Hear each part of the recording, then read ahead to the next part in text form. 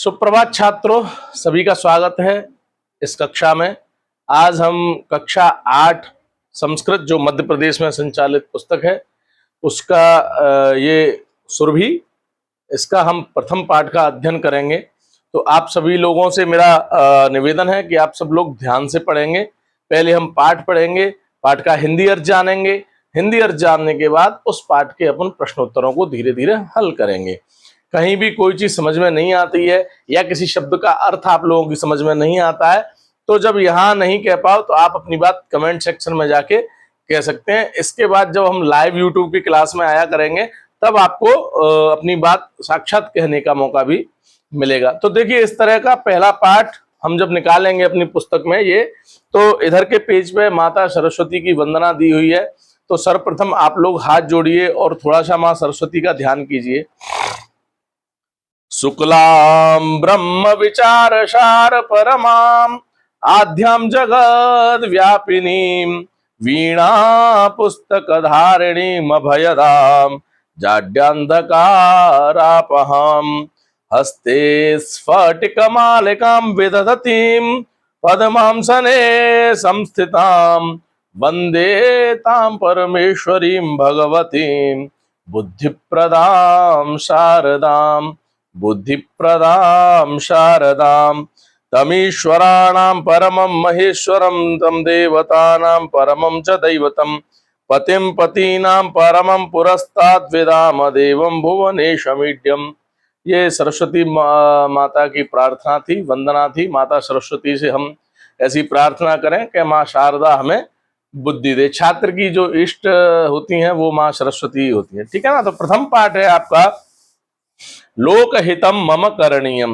ये पाठ पद्य में दिया हुआ है क्योंकि ये एक तरह से पद्यांश है, इसलिए इसको गा के ही पढ़ा जा सकता है। इसको गद्यांश की तरह बिल्कुल नहीं पढ़ना चाहिए। लोकहितम, लोक मायने संसार, हितम मायने उसका कल्याण, मम मायने मेरा या मेरे द्वारा, करणीयम मायने करना चाहिए। बात समझ में आ रही है? हमारे द्वारा इस संसार का कल्याण करना ही चाहिए, कभी किसी का हमें अहित नहीं करना चाहिए। लोक हितम, लोक मायने जो लोक में संसार, संसार में जो लोग हैं उनका हित हमको करना चाहिए। अब देखो, इसमें रेड जो लाइन है उसमें दे रखा है कि संस्कृति गीत परंपरा अति समृद्धा प्राचीना च। जो संस्कृत भाषा में गीत की परंपरा है, गीत परंपरा, कविता की, गीत की जो परंपरा है वो अति समृद्धा, ऐसा नहीं है कि कोई सामान्य रही हो, बहुत समृद्ध रही है। यानी बहुत पूर्व समय से ही गीतों का, कविताओं का लेखन और गायन संस्कृत भाषा में हो रहा है और प्राचीन, बहुत पुरानी है। फिर कह रहे हैं कि जनई मनसी दृढ़ संकल्पम कृत्वा, लोग जो थे वो अपने मन में दृढ़ संकल्प करते हुए कथम आचरणीयम इत्यस्मिन् गीते वर्णितम, लोगों को किस प्रकार का आचरण इस संसार में करना चाहिए वो इस कविता में दिया हुआ है, ठीक है ना। गीतेस्मिन् जनेषु परोपकार भावनोत्पादनम दरिद्रश्यते। इस गीत का जो मूल उद्देश्य है, इस गीत का जो मूल कारण है वो ये है कि हम लोगों को, हमें इस गीत के माध्यम से लोगों में एक परोपकार की भावना, दूसरों का कल्याण करने की भावना, जो लोग पिछड़ गए हैं, जो लोग अभी पीछे हैं, उनको कैसे मुख्य धारा में लाया जाए, क्योंकि हम सब एक हैं, हम सब समान हैं, इसलिए इस गीत में वह भी बात कही गई है। तो देखो, इसकी पहली जो इसका जो पहला पद्य है वो मैं गा के पढ़ूंगा, आप लोग भी गा के पढ़ सकते हैं और उसके बाद इसका हम हिंदी अनुवाद करेंगे। मनसा सततम स्मरणीयम वचसा सततम वदनीयम लोकहितम मम करणीयम लोकहितम मम करणीयम। ये इसका पहला पद्य है और इसका अपन हिंदी अर्थ करेंगे कि मनसा सततम माने अपने मन के द्वारा, सततम माने लगातार, निरंतर, स्मरणीयम स्मरण करना चाहिए। क्या स्मरण करना चाहिए? सोचना चाहिए, ध्यान करना चाहिए। क्या करना चाहिए? और वचसा सततम वदनीयम, वचसा यानी अपनी वाणी के द्वारा, सततम मायने वही निरंतर, वदनीयम बोलते रहना चाहिए, मन से स्मरण करते रहना चाहिए, वाणी से बोलते रहना चाहिए। क्या? लोकहितम मम करणीयम, इस लोक का, इस संसार में रहने वाले लोगों का मुझे हित करना है, मुझे कल्याण करना है, अपने देश का कल्याण करना है, अपने समाज का कल्याण करना है। लोक हितम मम करणीयम, वही बात बार बार मन से, वाणी से निरंतर कहनी चाहिए, निरंतर सोचना चाहिए और ये ध्यान रखना चाहिए कि हमारा किसी से भी वाणी से, मन से, वचन से, कर्म से किसी का भी अहित न हो। अगला श्लोक देखिए, न भोग भवने रमणीयम, न भोग भवने, ऐसा नहीं है कि हमें सुख मिल गया, भोग मिल गए तो हम उसमें केवल लगे हुए हैं, केवल स्वयं स्वार्थी हो गए हैं, भोग भवन में रमण कर रहे हैं, आराम से पड़े हुए हैं, ऐसा नहीं करना चाहिए।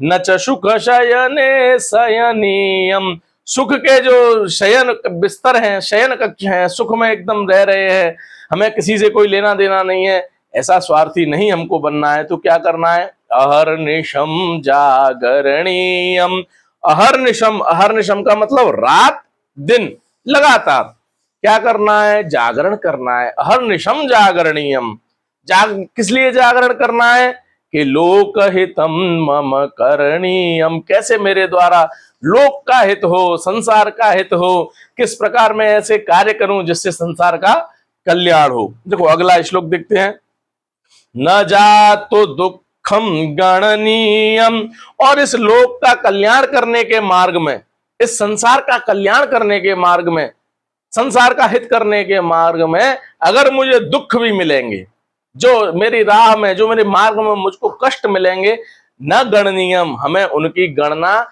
नहीं करनी है, हमें उनको नहीं गिनना है। तो न च निज सौख्यम मननीयम, और न च निज सौख्यम, अगर मुझे कोई सुख भी मिलेगा तो उसका भी मनन या अहंकार या किसी भी प्रकार से उसको अपने मन में हमें उसकी भावना नहीं आने देनी है कि मैं तो सुखी हूं, मुझे क्या करना है। तो दुख और सुख में हमें समान रहना है। जैसे सूर्य जब उगता है तब भी ताम्र रूप स्वरूप का होता है, रंग का होता है, और जब अस्त होता है तब भी ताम्र रंग का होता है। इसलिए चाहे सुख में हो चाहे दुख में हो, दुख में हमको दुखी होकर अपने दुखों को गिनना नहीं है, और सुख में हमको सुखी होकर अपने ज्यादा अहंकार नहीं लाना है। तो क्या करना है, कार्य क्षेत्रे त्वरणीयम, जो हमारा कार्य क्षेत्र है, जो हमारा कर्म है, कर्मण्येवाधिकारस्ते मा फलेषु कदाचन, जो हमारा कर्म है हमें उसमें त्वरणीयम यानी तैयार रहना है। हमारा क्या कार्य है, मेरा क्या कर्म है, उसके लिए मुझे क्या रहना है, तैयार रहना है। कार्य क्षेत्र त्वरणीयम, क्योंकि क्या, लोकहितम मम करणीयम, क्योंकि मेरे द्वारा लोक का कल्याण किया जाना चाहिए, मुझे संसार का कल्याण किया जाना चाहिए। ठीक है ना। अगला देखते हैं, दुख सागरे तरणीयम, यदि लोक का कल्याण करने के मार्ग में दुख सागर, दुख के समुद्र भी आ जाएं, सागर भी आ जाएं, तो भी मैं क्या करूंगा, हमें उन सागरों को पार करना है, उन सागरों को एकदम पार करते हुए चले जाना है।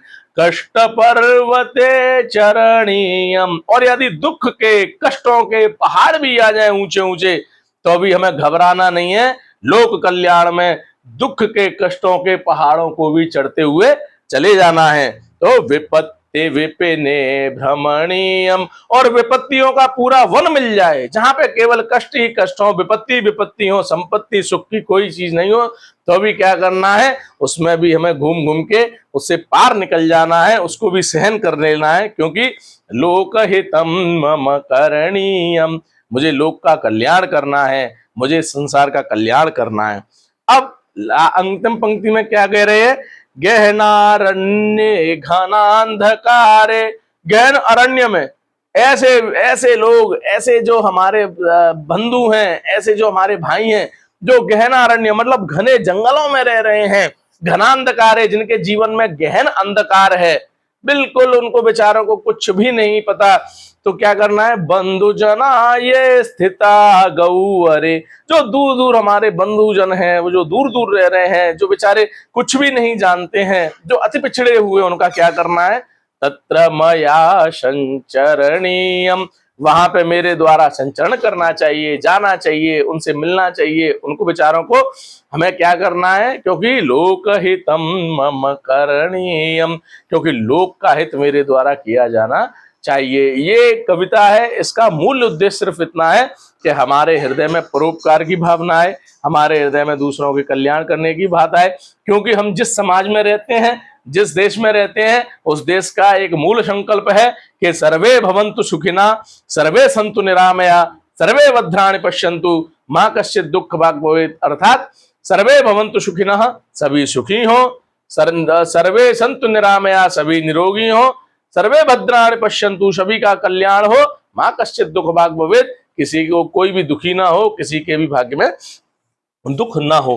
तो लोकहितम मम करणीयम, ये पाठ उसी भावना से अभिप्रेरित है कि हमें दूसरों का भला करना चाहिए। इसके जो शब्दार्थ हैं वो आप लोग याद कर लीजिए।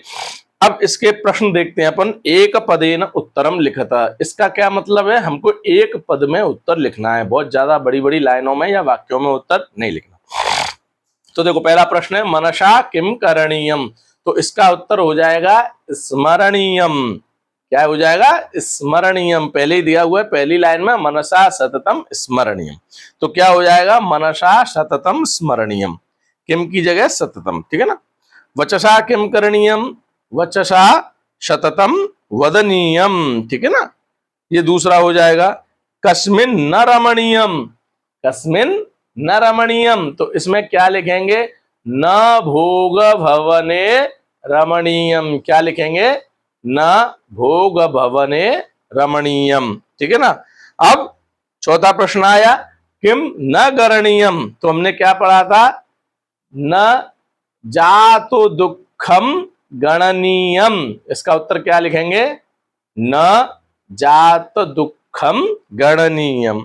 अगला प्रश्न देखिए किम न मननीयम, और वो क्या कहेंगे? निज सौख्यम, निज सौख्यम न मननीयम, इसका उत्तर हो जाएगा निज सौख्यम न मननीयम। अगला निकालिए एक पदेन उत्तरम लिखत, ये वाला दिया हुआ है एक पदेन उत्तरम लिखत, ठीक है ना। तो देखो पहला प्रश्न है कुत्र त्वरणीयम, तो इसके सारे प्रश्नों के उत्तर कविता में ही है, गीत में ही है। क्या? कुत्र त्वरणीयम, तो इसका हो जाएगा कार्यक्षेत्रे, कार्यक्षेत्रे त्वरणीयम, ये हो गया। कस्मिन तरणीयम है, तो दुख सागरे तरणीयम, दूसरे का क्या हो जाएगा? दुख सागरे। तीसरा है कुत्र चरणीयम, कहां चढ़ना चाहिए? तो मैंने बताया था ना कष्ट पर्वते चरणीयम, क्या हो जाएगा? कष्ट पर्वते चरणीयम। तो चौथा प्रश्न है विपित्य विपने किम करणीयम, तो विपित्य विपने भ्रमणीयम, इसका उत्तर क्या हो जाएगा?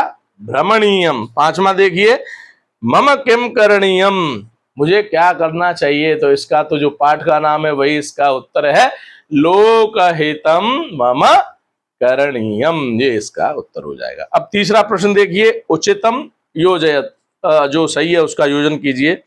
तो मनसा इसका हो जाएगा दूसरे नंबर पे जो लिखा हुआ है उससे मिला दीजिए सततम स्मरणीयम। दूसरा है वचसा, वचसा क्या करना चाहिए? सततम वदनीयम, जो पहले नंबर पे उससे मिला दीजिए। भोग भवने जो चौथे नंबर पे न रमणीयम, उससे मिला दीजिए। लोकहितम, हाँ, जो लास्ट के नंबर पे है करणीयम, उससे मिला दीजिए। और अहर्निशम, ये किससे मिलेगा? जो बचा हुआ तीसरे नंबर पे उससे जाके मिल जाएगा। अब देखिए चौथा प्रश्न कह रहा है शुद्ध वाक्यानाम समक्षम आम, अशुद्ध वाक्यानाम समक्षम न इति लिखा था। आम का मतलब संस्कृत में होता है हाँ, और न का मतलब तो ना होता ही है। कई छात्र पेपर में पूछते हैं तो सत्य असत्य यार हाँ और ना लिख देते हैं, तो बिल्कुल गलत है। हमें संस्कृत का जब पेपर देंगे तो हमें आम या ना ही लिखना चाहिए। तो पहला प्रश्न है कष्ट पर्वते चरणीयम, तो इसमें हो जाएगा आम, हाँ चढ़ना चाहिए।